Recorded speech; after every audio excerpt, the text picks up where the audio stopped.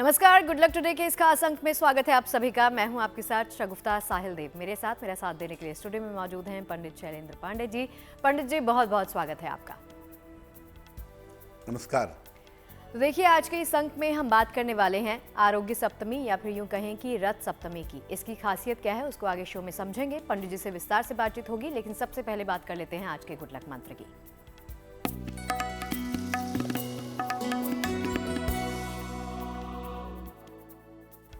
अगर आपको अपने पिता के साथ तालमेल ठीक रखना है, पिता के साथ संबंधों को बेहतर रखना है, तो रविवार को किसी भी धर्म स्थान में जा करके जिस भी संप्रदाय के मत के आप मानने वाले हैं उस धर्म स्थान में जा करके प्रार्थना जरूर करें।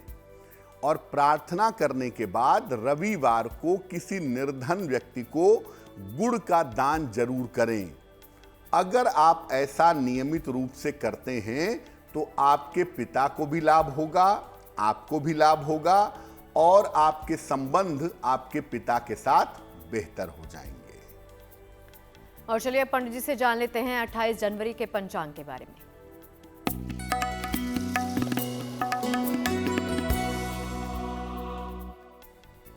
दिनांक 28 जनवरी 2023, दिन शनिवार, तिथि है माघ शुक्ल पक्ष की सप्तमी तिथि, प्रातः काल 8:43 तक।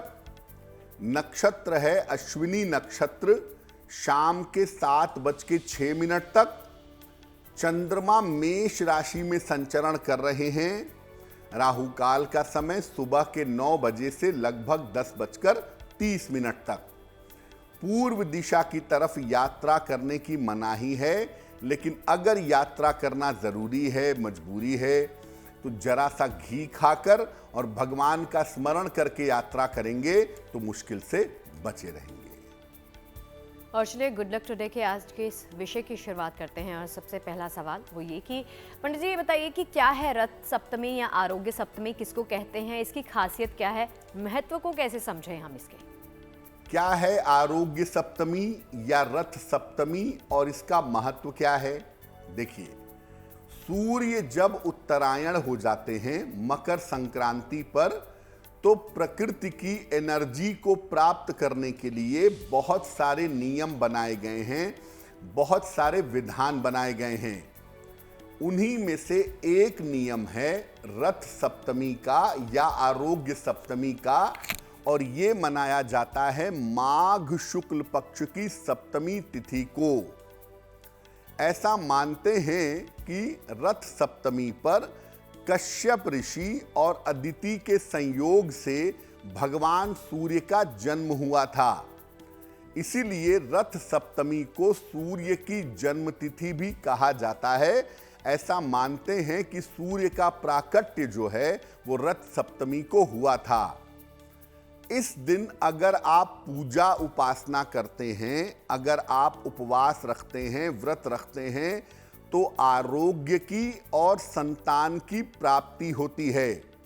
यानी अगर आप स्वास्थ्य की समस्याओं से काफी ज्यादा परेशान हैं और रथ सप्तमी पर अगर आप पूजा करते हैं तो आपका स्वास्थ्य बेहतर होता है। इसीलिए इसको आरोग्य सप्तमी भी कहते हैं, या कहीं कहीं पर पुत्र सप्तमी भी कहा जाता है कि इस दिन पूजा करने से संतान की प्राप्ति होती है। इसी दिन से सूर्य के 7 घोड़े उनके रथ को खींचना शुरू करते हैं, इसीलिए इसको रथ सप्तमी भी कहते हैं। तो मुख्यतः रथ सप्तमी का जो पर्व है वो सूर्य देव की जन्म तिथि है, और इस दिन पूजा उपासना करने से, मंत्र जप करने से आपको अच्छा स्वास्थ्य मिलता है, आपका सूर्य बेहतर होता है और संतान की प्राप्ति आसान हो जाती है। तो रथ सप्तमी के बारे में आपने जाना पंडित जी से। अब बारी आती है राशिफल के बारे में जानने की। पहली 3 राशियों का हाल पंडित जी से जान लेते हैं कि पहली 3 राशियों का वक्त कैसा रहेगा।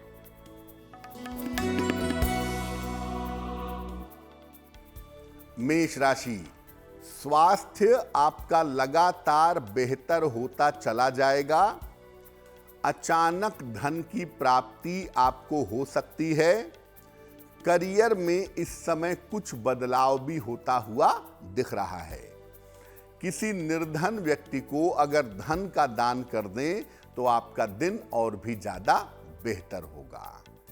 शुभ रंग होगा क्रीम और भाग्य का मीटर आपको नंबर दे रहा है 90%। सबसे ज्यादा भाग्य आपके साथ बना हुआ है।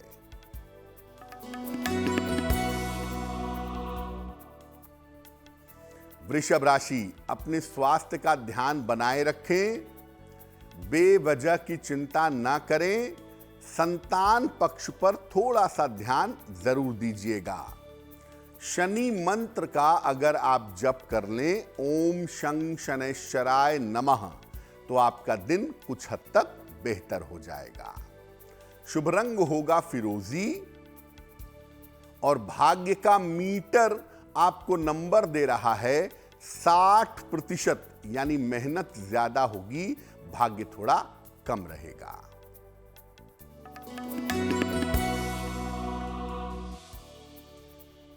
मिथुन राशि, काम के अंदर आपकी व्यस्तता बढ़ी रहेगी। करियर की आपके उन्नति होगी।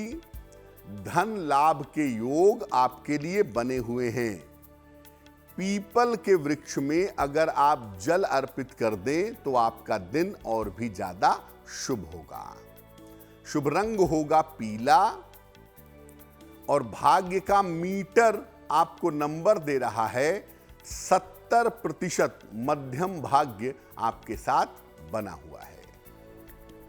और चलिए राशिफल के सिलसिले पर लौटेंगे, इससे पहले एक अहम सूचना आपको दे देते हैं कि अगर आप भी किसी प्रकार का सवाल पंडित जी से पूछना चाहते हैं इस शो के दौरान तो अपना ईमेल के जरिए हमसे सवाल पूछ सकते हैं। हमारी ईमेल आईडी आपकी टीवी स्क्रीन पर फ्लैश हो रही है। तो आज का पहला सवाल पंडित जी से जान लेते हैं कि कौन से दर्शक का पंडित जी आज पहला सवाल है। जी,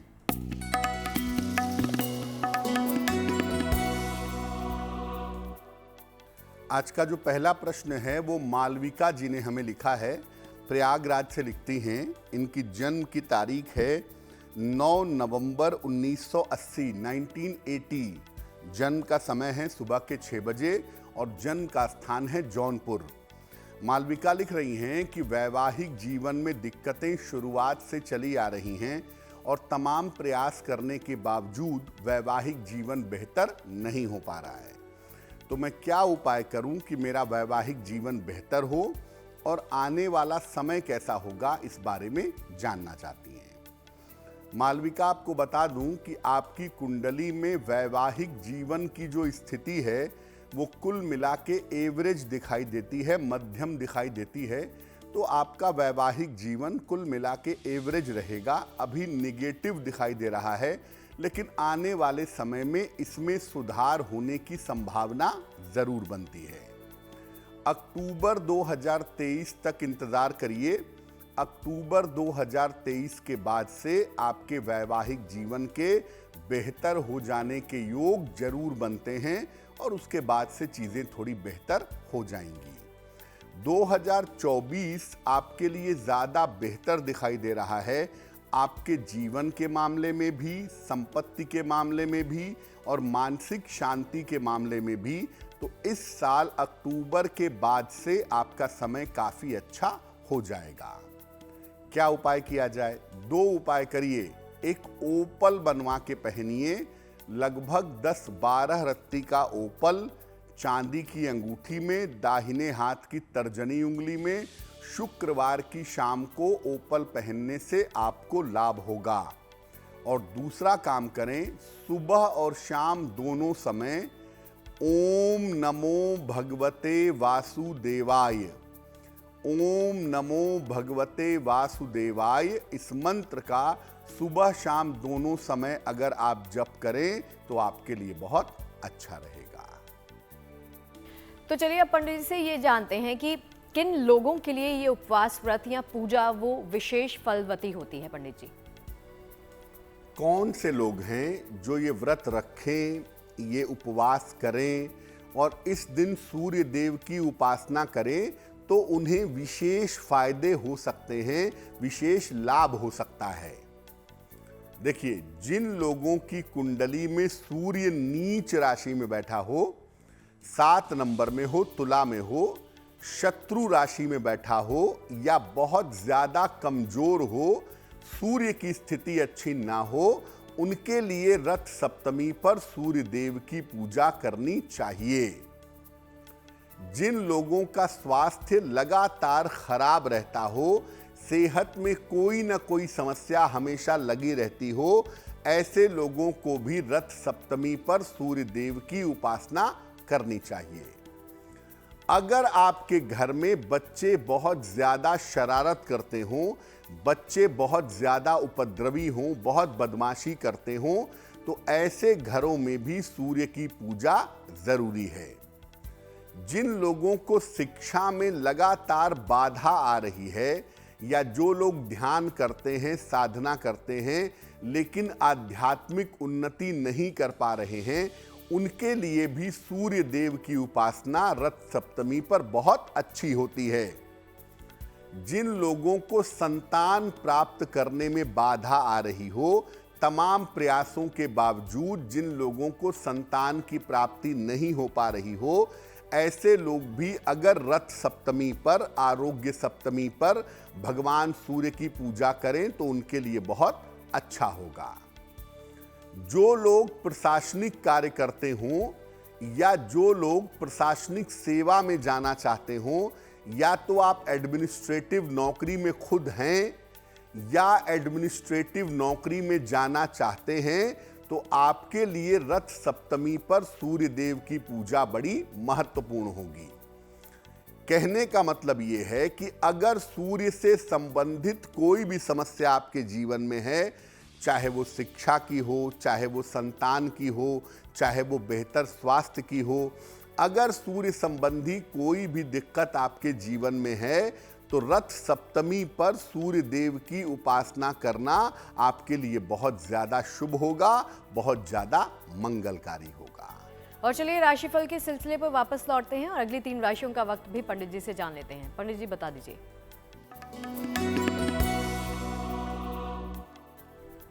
कर्क राशि, किसी मित्र का सहयोग इस समय आपको प्राप्त होता दिखाई दे रहा है।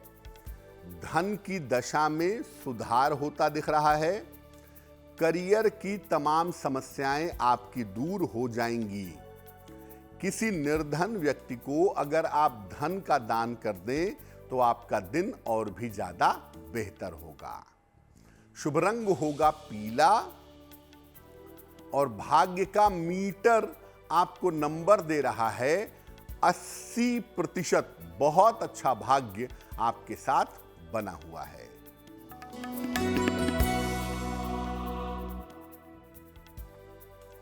सिंह राशि, आकस्मिक धन लाभ के योग बन रहे हैं। संपत्ति लाभ के योग भी बन रहे हैं। दूर स्थान से कोई लाभ होता हुआ, कोई फायदा होता हुआ दिख रहा है। खाने पीने की वस्तु का अगर आप दान करें तो आपका दिन और भी ज्यादा बेहतर होगा। शुभ रंग होगा धानी और भाग्य का मीटर आपको नंबर दे रहा है 75%।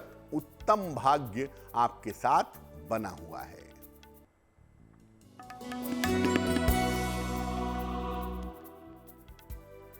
कन्या राशि, स्वास्थ्य का अपने बहुत ध्यान रखें। जल्दबाजी में कोई भी निर्णय फिलहाल मत लीजिएगा। संतान पक्ष का भी ध्यान इस समय बनाए रखेंगे। 108 बार अगर शनि मंत्र का जप कर लें, ओम शं शनैश्चराय नमः, तो बहुत हद तक आपके दिन की मुश्किलें कम हो जाएंगी। शुभ रंग होगा आसमानी और भाग्य का मीटर आपको नंबर दे रहा है 60%। यानी मेहनत ज्यादा होगी, भाग्य थोड़ा कम होगा। और चलिए वक्त हो चला है शो में एक और सवाल लेने का, तो पंडित जी से जान लेते हैं कि अब कौन से दर्शक का सवाल हम लेंगे। पंडित जी जी,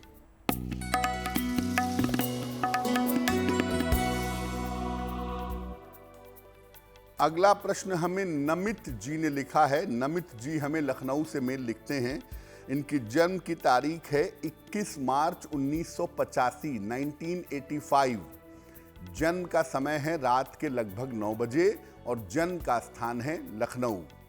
नमित पूछ रहे हैं कि आने वाले समय में इनका स्वास्थ्य कैसा रहेगा, आने वाले समय में संपत्ति का लाभ कब हो सकता है और क्या जीवन में तरक्की के लिए लखनऊ से बाहर निकल करके प्रयास करना चाहिए।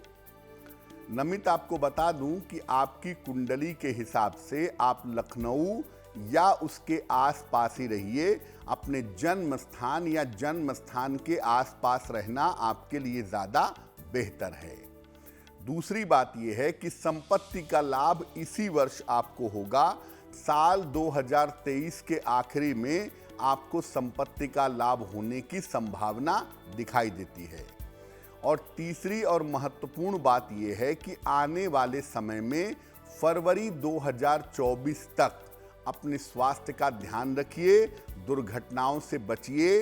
हड्डियों में कोई दिक्कत अगर होती है तो उस मामले में किसी तरह की लापरवाही मत करिएगा। क्या उपाय किए जाएं? एक मोती बनवा के पहनिए, लगभग 10-12 रत्ती की मोती चांदी की अंगूठी में, दाहिने हाथ की सबसे छोटी उंगली में।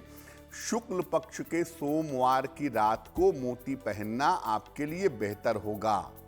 और इसके अलावा सुबह शाम दोनों समय अगर आप नमः शिवाय का जप करें तो इसके फायदे, इसके लाभ आपको काफी ज्यादा होंगे। और चलिए आज के ही विषय को आगे बढ़ाते हैं पंडित जी के साथ और जानते हैं कि आखिर रथ सप्तमी या फिर आरोग्य सप्तमी को अगर पूजा आराधना हम सभी करना चाहते हैं तो उसकी सही विधि क्या है और कैसे की जानी चाहिए ये। बिल्कुल, आप रथ सप्तमी पर पूजा करना चाहते हैं अपने अच्छे स्वास्थ्य के लिए, संतान पक्ष के लिए, बेहतर जीवन के लिए। कैसे पूजा करेंगे? प्रातः काल स्नान करिए, 10 बजे के अंदर नहा लीजिएगा। सूर्य भगवान को जल दीजिए, अपने पूर्वजों को याद करके उनको भी जल अर्पित करिए। घर के बाहर या घर के बीचों बीच में 7 रंगों की रंगोली बनाइए। 7 घोड़े होते हैं सूर्य के, तो 7 रंग की रंगोली बनाइए और बीचों बीच में एक 4 मुख वाला दीपक जलाइए। चारों जो उसके 4 सिरे हैं बातियों के, उन चारों सिरों को प्रज्वलित करिए, उनको जला दीजिए। लाल फूल और शुद्ध मीठा पदार्थ, जैसे गुड़ सबसे ज्यादा शुद्ध मीठा पदार्थ माना जाता है, तो लाल फूल और शुद्ध मीठा पदार्थ अर्पित करिए। इसके बाद वहां बैठ जाइए और बैठने के बाद या तो गायत्री मंत्र का जप करिए या सूर्य का जो बीज मंत्र है, ओम ह्रांग ह्रीं ह्रौं सह सूर्याय नमः, ओम ह्रांग ह्रीं ह्रौं सह सूर्याय नमः, इस मंत्र का जप करिए। जप करने के बाद गेहूं, गुड़, तिल, तांबे का बर्तन या लाल वस्त्र का दान करिए। अगर इतना नहीं अफोर्ड कर सकते तो केवल गुड़ का या केवल आटे का दान भी आप कर सकते हैं। इसके बाद घर के सभी लोग मिल करके एक साथ भोजन करें और प्रार्थना करें भगवान सूर्य से कि उनकी कृपा आपके परिवार के ऊपर, परिवार के लोगों के ऊपर बनी रहे, ताकि उनके स्वास्थ्य में जिस तरह की दिक्कतें आ रही हैं या उनके स्वास्थ्य में जिस तरह की समस्याएं पैदा हो रही हैं, उस तरह की समस्या दूर हो जाए। एक बात हमेशा ध्यान रखिए कि आरोग्य सप्तमी पर या रथ सप्तमी पर सुबह के समय या दोपहर के समय पूजा करना अच्छा होगा। तो या तो आप अर्ली मॉर्निंग पूजा कर लीजिए या दोपहर के समय पूजा कर लीजिए। दोपहर के बाद पूजा करने के बहुत ज्यादा शुभ परिणाम नहीं मिलेंगे। और चलिए इसी के साथ पंडित जी से जान लेते हैं अगली 3 राशियों का हाल। पंडित जी बता दीजिए कि इनका वक्त कैसा रहेगा।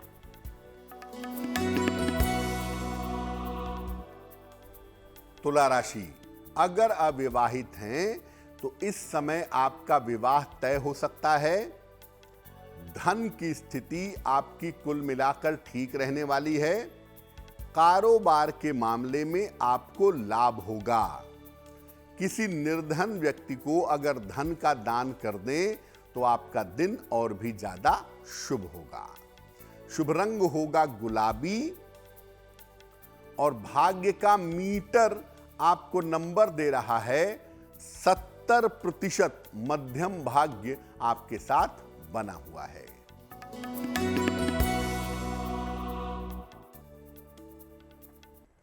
वृश्चिक राशि, काम के मामले में काफी व्यस्तता रहेगी। धन की स्थिति ठीक बनी रहेगी। किसी अतिथि का आगमन इस समय हो सकता है। खाने पीने की वस्तु का दान करें तो आपके लिए बहुत अच्छा होगा। शुभ रंग होगा नीला और भाग्य का मीटर आपको नंबर दे रहा है 65%। यानी जितनी मेहनत करेंगे उतना ही आपको लाभ होगा।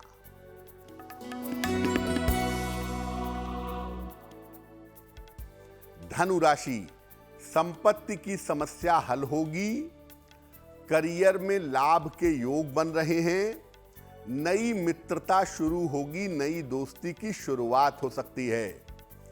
पीपल के वृक्ष में अगर आप जल अर्पित कर दें तो आपका दिन और भी ज्यादा बेहतर होगा। शुभ रंग होगा नारंगी और भाग्य का मीटर आपको नंबर दे रहा है 75%। उत्तम भाग्य आपके साथ बना हुआ है। और चलिए इसी के साथ हम पहुंच गए हैं आप सभी के सवाल पर गौर फरमाने के लिए। तो पंडित जी, अब कौन से दर्शक का सवाल ले रहे हैं? जी,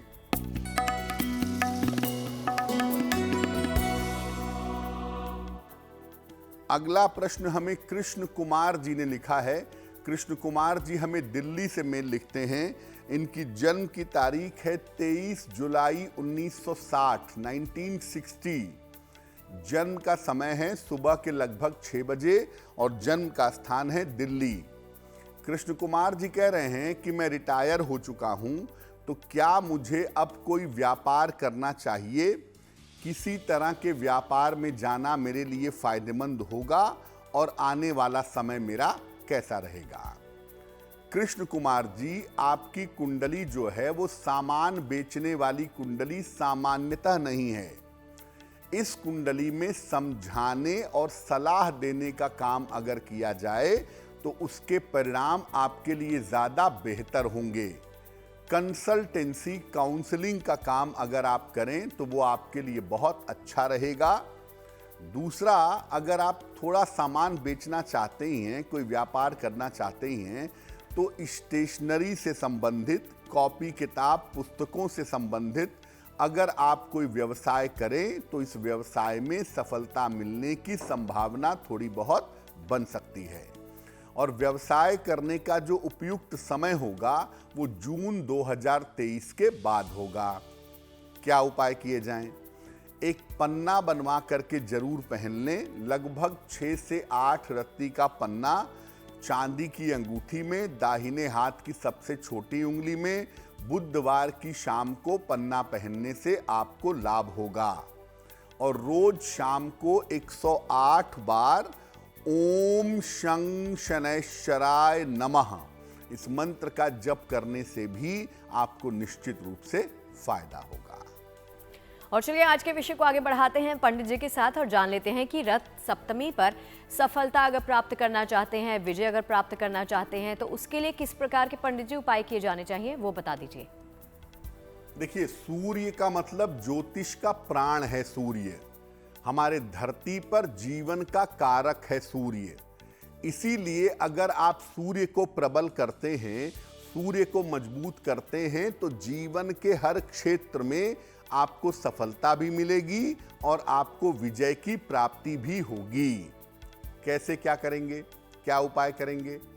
सुबह के समय 10 बजे के पहले जल में रोली मिला करके सूर्य भगवान को जल अर्पित करिए। इसके बाद एक प्लेट में रख करके, एक पात्र में रख करके एक तांबे का छल्ला या तांबे का कड़ा भी भगवान सूर्य को अर्पित करिए। इसके बाद सूर्य देव के सामने खड़े होकर या बैठ करके कम से कम 3 बार आदित्य हृदय स्तोत्र का पाठ करिएगा। विजय और सफलता के लिए प्रार्थना करिएगा और इसके बाद जो आपने तांबे का छल्ला अर्पित किया था या तो वो पहन लीजिएगा या तांबे का कड़ा पहन लीजिएगा, वो आपके लिए बहुत बेहतर होगा। सिर्फ ये ध्यान रखिएगा कि जो आप तांबे का छल्ला पहन लेंगे रथ सप्तमी पर या तांबे का कड़ा पहन लेंगे, इसको धारण करके मांस मदिरा का सेवन नहीं करेंगे। अगर आप ऐसा नियमित रूप से करते हैं सूर्य की उपासना, तो आपको फिर भी याद रखना चाहिए कि मांस मदिरा का सेवन नहीं करना चाहिए।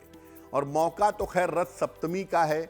इस दिन अगर आप अभिमंत्रित करके प्रार्थना करके तांबे का कड़ा या तांबे का छल्ला पहन लेते हैं, तो आगे आप ध्यान रखिएगा कि इसको पहनने से आपको विजय तो मिलेगी, इसको पहनने से आप सफल भी होंगे, लेकिन इसको पहन करके मांस मदिरा आदि का प्रयोग मत करिएगा। और चलिए अब हम पहुंच गए हैं अंतिम सेगमेंट की तरफ और बात कर लेते हैं अंतिम 3 राशियों की और पंडित जी से जान लेते हैं कि इन सभी का वक्त कैसा रहेगा।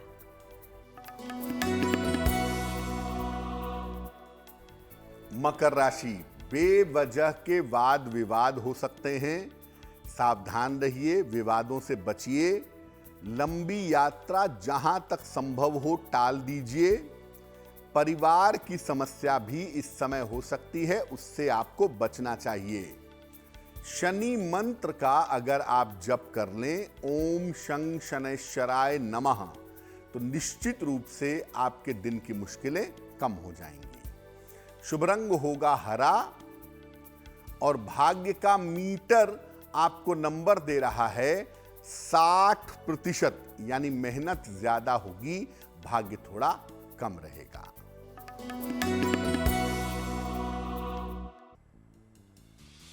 कुंभ राशि, धन लाभ के योग आपके लिए बन रहे हैं। करियर में आपके सुधार होगा। स्वास्थ्य आपका ठीक बना रहेगा। किसी निर्धन व्यक्ति को अगर धन का दान कर दें तो आपका दिन और भी ज्यादा बेहतर होगा। शुभ रंग होगा पीला और भाग्य का मीटर आपको नंबर दे रहा है 70%। मध्यम भाग्य आपके साथ बना हुआ है।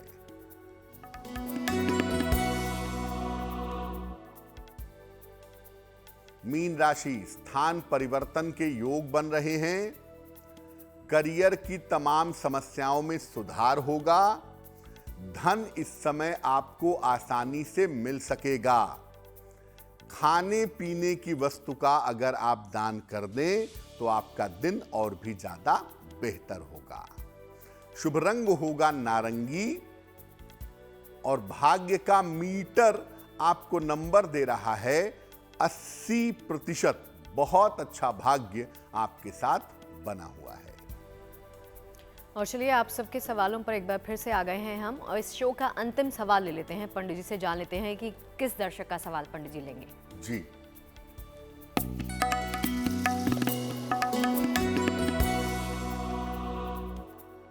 आज का अंतिम प्रश्न हरिनाथ जी ने हमें लिखा है। हरिनाथ जी हमें अयोध्या उत्तर प्रदेश से मेल लिखते हैं। इनकी जन्म की तारीख है 12 जुलाई 1960, 1960। जन्म का समय है शाम के 7:20 और जन्म का स्थान है प्रयागराज और मेल लिखते हैं अयोध्या से। हरिनाथ जी लिख रहे हैं कि पिछले 1 वर्षों से इनका स्वास्थ्य बहुत अच्छा नहीं चल रहा है, तो आने वाले समय में स्वास्थ्य कैसा रहेगा। और दूसरा ये जानना चाहते हैं कि पूजा पाठ के मामले में, धर्म के मामले में इनको सफलता मिलेगी, ईश्वर के दर्शन होंगे या नहीं होंगे। हरिनाथ जी, सबसे पहले आपको बता दूं कि स्वास्थ्य को लेके बहुत चिंता करने की जरूरत नहीं है। स्वास्थ्य का जो मामला है वो आपका मध्यम दिखाई देता है, बट कोई बहुत बड़ी समस्या होगी ऐसा नहीं लगता है, तो उसके लिए परेशान मत होइए। दूसरा, धर्म के मार्ग पर, अध्यात्म के मार्ग पर आप जरूर चलते रहिए, क्योंकि ये रास्ता आपके लिए बहुत अच्छा रहेगा और इस रास्ते में आपको सफलता की प्राप्ति भी होगी। ईश्वर का दर्शन ज्योतिष से ऊपर का विषय है और वो ईश्वर के अपने विवेक पर, डिस्क्रिशन पर निर्भर करता है। तो हम ये नहीं कह सकते कि आपको दर्शन कब होंगे, लेकिन हम ये ज़रूर कह सकते हैं कि आध्यात्मिक मार्ग पर अगर आप चलते हैं तो ईश्वर के निकट पहुंचने में, ईश्वरोपलब्धि में आपको सफलता अवश्य मिलेगी। मैं सिर्फ आपको ये कहूँगा कि सुबह और शाम दोनों समय एक एक बार राम रक्षा स्तोत्र का आप पाठ करिए, ये आपके लिए बहुत अच्छा रहेगा। पंडित जी, एक सवाल जो अक्सर हमारे जहन में आता है वो ये कि अगर हर शख्स ताउम्र स्वस्थ रहना चाहता है तो सूर्य देव की कहते हैं उपासना करने से आपको फायदा होता है, तो वो किस प्रकार से करनी चाहिए वो बता दीजिए। बिल्कुल, देखिए सूर्य का मतलब ही है आपका प्राण, आपकी लाइफ, और जितना आप सूर्य के संपर्क में आते हैं डायरेक्टली या इनडायरेक्टली, उतना ही स्वास्थ्य आपका बेहतर होता है। प्राचीन काल से हमारे ऋषियों ने, मुनियों ने सूर्य को जल चढ़ाने को इसीलिए कहा कि कम से कम सूर्य की रोशनी के कांटेक्ट में आप आएंगे तो शरीर आपका स्वस्थ होगा, आप बेहतर बने रहेंगे। इसलिए अगर आप हमेशा स्वस्थ रहना चाहते हैं, दो बातों पे जरूर गौर करिएगा। पहली बात, नियमित रूप से सुबह सूर्य को जल चढ़ाइएगा और सूर्य की रोशनी में 1 मिनट 2 मिनट खड़े रहिएगा। दूसरा, सप्ताह में एक दिन, रविवार के दिन खास तौर से नमक मत खाइएगा। आप व्रत रखें या ना रखें उससे कोई फर्क नहीं पड़ता, लेकिन रविवार के दिन नमक का सेवन बंद कर दीजिएगा। और तीसरे नंबर पर आप तांबे के पात्र से, तांबे के बर्तन से पानी हमेशा पीजिए, दूध और चाय नहीं, केवल पानी तांबे के बर्तन से पीते रहिए। अगर आप सूर्य को मजबूत करने के ये 3 उपाय करते हैं तो सामान्यतः आपको स्वास्थ्य की समस्या नहीं होगी। और एक बात याद रखिए, सूर्य की रोशनी जरूर लीजिएगा जब भी आपको मौका मिले, जितना सुबह ले सकें। और जब सूर्य की रोशनी लेंगे तो सूर्य की तरफ पीठ करके बैठेंगे। सूर्य की रोशनी सामने से नहीं ली जाती, सूर्य की तरफ पीठ करके सूर्य की रोशनी में बैठिएगा। सूर्य की रोशनी को अपने शरीर में एब्जॉर्ब होने दीजिएगा। अगर आप नियमित रूप से ऐसा करते हैं तो सामान्यतः स्वास्थ्य की समस्याओं से बचे रहेंगे। और चलिए अब बात करते हैं 28 जनवरी को जन्मे हुए तमाम लोगों की, जिनका वक्त कैसा रहेगा वो पंडित जी से जान लेते हैं।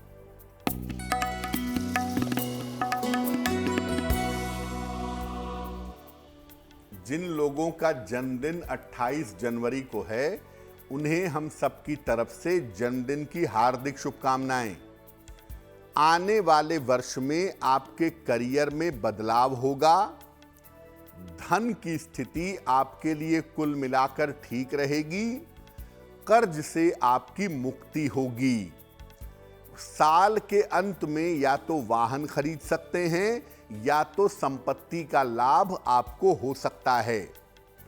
इस साल स्वास्थ्य में उतार चढ़ाव रह सकता है, जिसका ध्यान आपको बनाए रखना होगा। क्या करेंगे? पूरे साल भर भगवान सूर्य की अगर आप उपासना करें तो ये वर्ष आपके लिए बहुत अच्छा रहेगा। और चलिए शो के अंत की तरफ बढ़ते हुए अब बारी आ जाती है आज की जिज्ञासा के बारे में जानने की।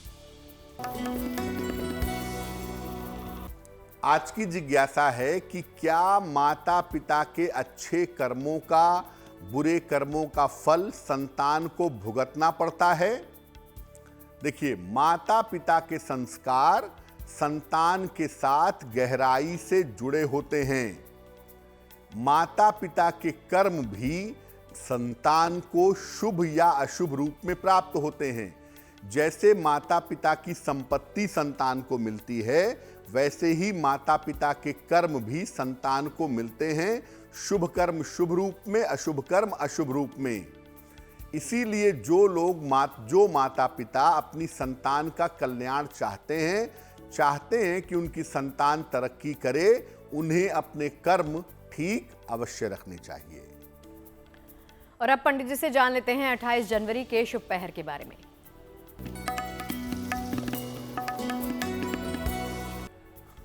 दिनांक 28 जनवरी 2023 का शुभ पहर का समय है शाम को 6 बजे से 7:30 के बीच में। इस समय में घर में सुगंधित धूप बत्ती जलाइएगा। आपके घर में सुख और शांति आएगी। लेकिन करेंगे शुभ पहर में ही 28 जनवरी शनिवार शाम को 6 बजे से 7:30 के बीच में ये उपाय करिएगा। आपको निश्चित रूप से लाभ होगा। और चलिए अब पंडित जी से जान लेते हैं कि आज की गुड लक राशि कौन सी है। तो पंडित जी बता दीजिए गुड लक राशि कौन सी है और कैसा रहेगा इसका वक्त।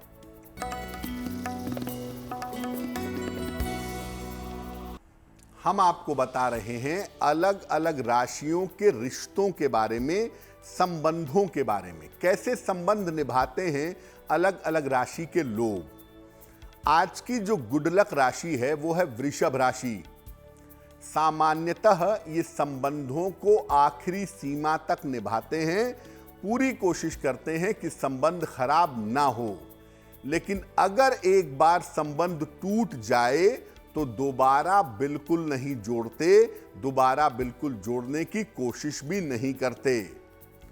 अच्छे संबंधों के लिए और अच्छे रिश्तों के लिए इनको हनुमान जी की उपासना करनी चाहिए, वो इनके लिए काफी बेहतर होगा। और चलिए तमाम उपायों के बारे में तो हमने जान लिया है पंडित जी से। अब बात करते हैं आज के महा उपाय के बारे में और पंडित जी से जान लेते हैं कि पंडित जी आज का महा उपाय क्या है। जी,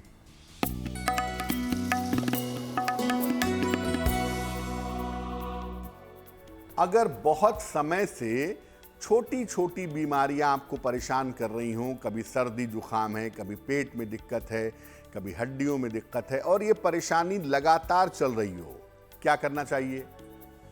घर के मुख्य द्वार को, मेन डोर को हमेशा साफ सुथरा रखिएगा, क्योंकि यहीं से सूर्य का प्रभाव जीवन में प्रकट होता है।